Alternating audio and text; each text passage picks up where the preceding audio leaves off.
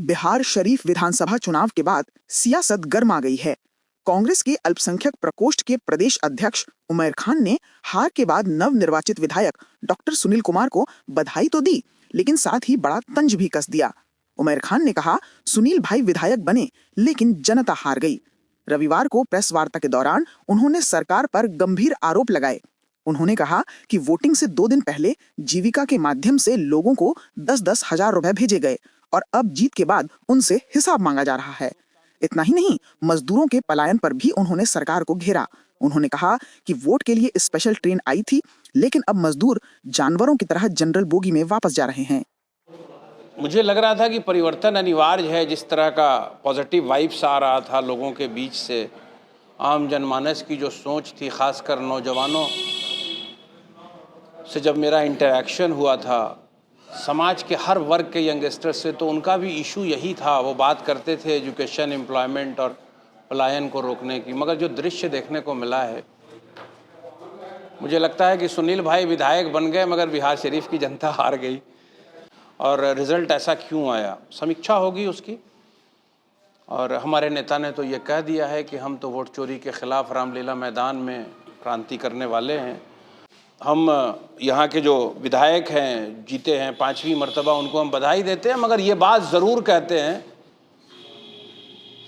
कि उमर खान को अपने सर आँखों पर बिहार शरीफ विधानसभा की जनता ने रखा है और बहुत प्रेम दिया है मुझे। और हम निरंतर उनके मुद्दे पे यहाँ लड़ाई लड़ते रहेंगे और लोकतंत्र में जो मेरा अधिकार है, जो इनकी विफलताएं हैं, उनको उजागर करते रहेंगे। और हद तो तब हो गई पत्रकार महोदय कि कल बहुत सारे लोग हमारे पास आए और बोले कि भैया, ये जो 10,000 रुपया जीविका के माध्यम से लोकतंत्र की हत्या की चुनाव आयोग ने, कि वोटिंग के 2 दिन पहले, पहले चरण की वोटिंग के 2 दिन पहले और दूसरे चरण की वोटिंग के 2 दिन पहले डायरेक्ट ट्रांसफ़र किया। 10,000 रुपया पार्टी का नहीं पैसा था, सरकार का पैसा था, आम जनमानस के टैक्स का पैसा था। और उसका रिजल्ट ये हुआ कि हर बिहार के लोगों पर 25,000 रुपये का कर्ज हो गया। मगर अब पता है रिजल्ट आने के बाद क्या हुआ पत्रकार महोदय, उनसे पर्ची मांगी जा रही है।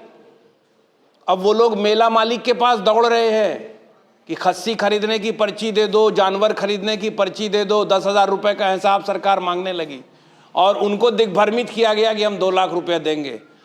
आप सोचो भाई, कैसे लोकतंत्र की हत्या किया है भारतीय जनता पार्टी ने और चुनाव आयोग ने मिलकर।